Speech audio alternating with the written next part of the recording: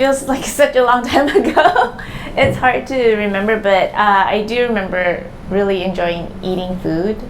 And for the longest time, I thought that I've always associated a really big meal with celebrations.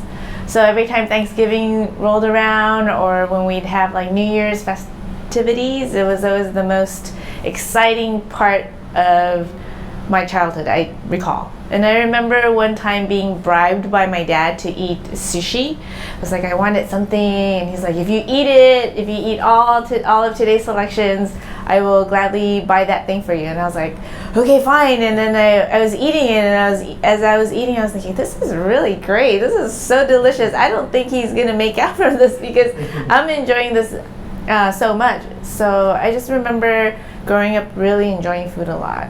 And being Asian American, it's always easy to consider the differences between being an Asian person in the States and how my fellow students around me, like, it's easy to know the differences between people and myself. But one of the things that I always talk to Kara about is that the greatest thing about having like mixed cultures is that opportunity to be able to pull from the cultures what we like most about it, and to grow from that, and to take those things and help let those things shape us, versus being just like one culture, one mentality. It's like this multitude of mentalities that sort of help us recognize how we can be better as people. So I think that's the best part of having an Asian background, as well as growing up in the States. So my family owned a sushi restaurant growing up, so I totally took it for granted that, oh my God, we have to eat sushi again, you know?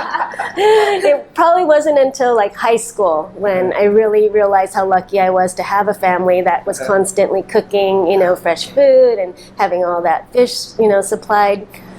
Without having to go actually pay for sushi as a kid, you know, it never really occurred to me. I know. But yeah, I think that influence of being around the kitchen and being surrounded by food, I really didn't appreciate it until a little bit older in life, probably after high school. And food was always just something that was part of family because of the restaurant. And I remember growing up thinking, God, I don't know why anyone would do this for a living. It's like so much work, and you come home smelling. And you know, I would always think, oh, my parents smell like fish all the time. It's so gross. But you didn't know bad sushi until college, right? Yeah, I never had bad uni or existed. Yeah, because I never really ate out, you know, for sushi until college, and I was like, oh my God, I'm never ordering uni unless I know where the source is coming from again. I think for the most part, Kara and I always talk about how initially when Naka was started, there was this concept that we had to make it as luxurious as any restaurant that you would find in Japan. And that meant like, bringing in all these ingredients that came from Japan, or like trying to make it as Japanese as possible. But in time we started to realize and recognize that that's not really representative of Kaiseki, the philosophy in general, because Kaiseki is about really showcasing what's local, what's nearby, what's really a part of your, you know, for the lack of a better word, in your backyard. Mm-hmm. So we thought we should look into this whole concept of the California Kaiseki, so that we can sort of like help people recognize that when they come eat here, they're where they are. We're in California, we're not in Japan. It doesn't make sense to create a meal that's like Japan, because you should enjoy that in Japan. Mm-hmm. So to be traditional just sort of kind of weaved its way out of our style, and then a more California style of cooking came into, like, mixing California ingredients and ideas sort of naturally evolved for us. Yeah, and I think sometimes the subtleties of flavors in Japanese cooking, they work well in Japan because the base ingredients, you know, are so much stronger, or have much more geographically closer and tied in with that. And even with vegetables or seasonal things, you know, there's just not the access to those particular Japanese vegetables here. So to try and, you know, use subpar vegetables to recreate that Japanese dish doesn't make sense. It started to really shine when we went foraging, and we noticed, like, you know, this is something that we grew up with this in our backyard, but never really understood Sure. anything that was here until Yes. we really started digging. Yes, and then the whole idea became, well, how do we take these ingredients that aren't inherently Japanese, but turn it into something that even a Japanese person could understand? Sure. That when they ate it, they're like, oh, this is still Japanese, but it's got something kind of different about it that's not inherently Japanese. And I think that's the best way to describe what we're trying to aim for right now. So we're thinking, yeah, it would be an amazing thing to get to this place where when you came to Naka and you dined here and you thought, well, this is a very Japanese experience, yes, but there's so much of it isn't Japanese, but it's uniquely its own thing and not something that is recreated. A few things, the seafood definitely comes to mind, right? Well, black cod as a sashimi, which is unheard of in Japan because it's not naturally thought of as a fish for sashimi, but since we're able to catch it in our waters and then do ikijime to it and pick the really nice quality ones, it's a possibility, which is really amazing. Okay. And just for example, in another dish that we presented with the ogo seaweed, I've never seen ogo seaweed anywhere until I met our local fishmonger who brings it, and it was quite an amazing discovery because it has such a pronounced flavor that is there's something very ocean about it, but yet it's also very reminiscent of what Japanese seaweed is like, and it's kind of it's wonderful to discover these new things that are local to us. Sure. That we never thought about using before. We sleep. Sleep catch up. Okay. But Right. luckily, lately we've had a lot of trips that are work related, but then after the work part's over, we'll get to travel and see different towns and cities. Wonderful. So Yes. that's always nice. Yes. We were in Europe last March, and we visited Amsterdam and my first time in Paris. And it was really a wonderful experience to visit, the country of food or Sure. the land of food. And it was also very educational, but yet really fun to try so many different things.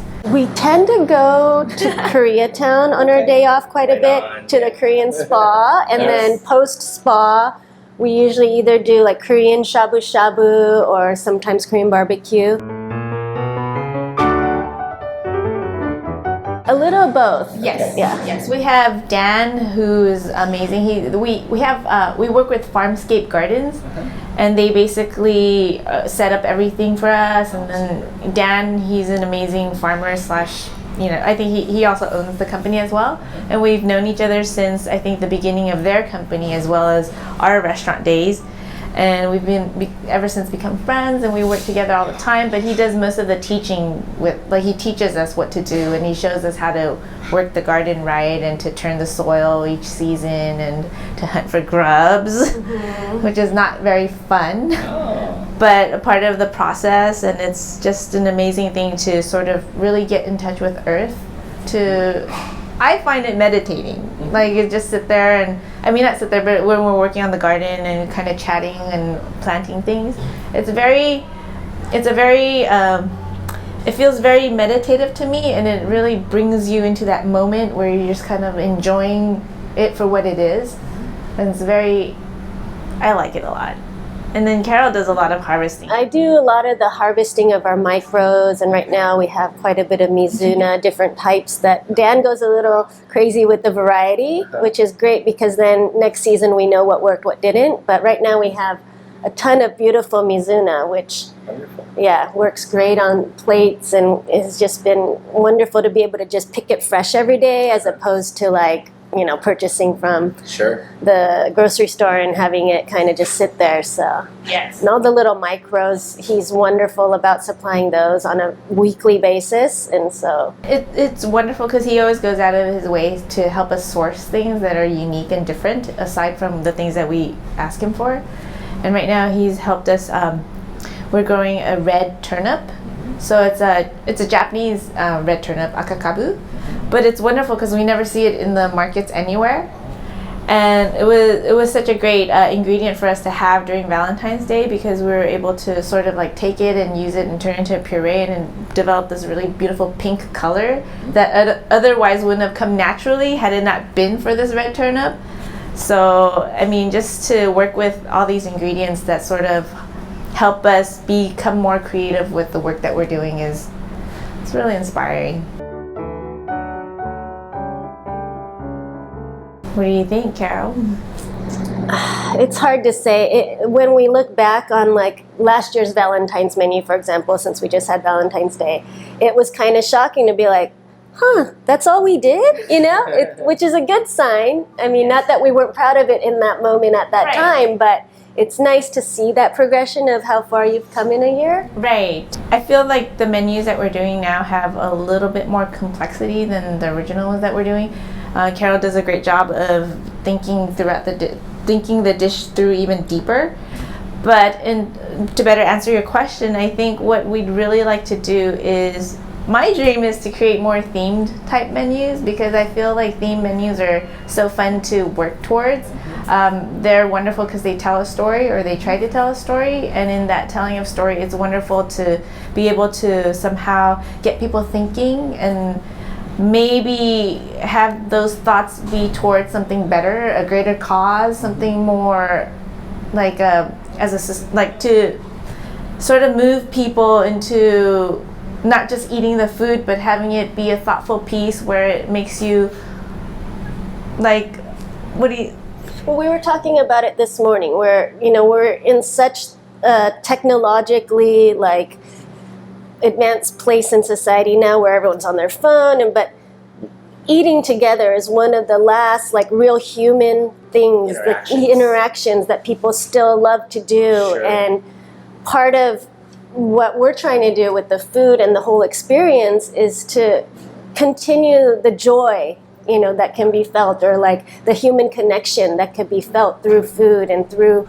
meals. And I think that shared meal is such an important experience that we can't substitute with technology, that we can't have all these artificial things come in, because it always has to stay real. And it would be great if the actual dish could provoke thought beyond just being food, in the sense that, like, you know, people flip on their phones and they're constantly bombarded with political news, or, you know, do this or do that, or buy this or buy that.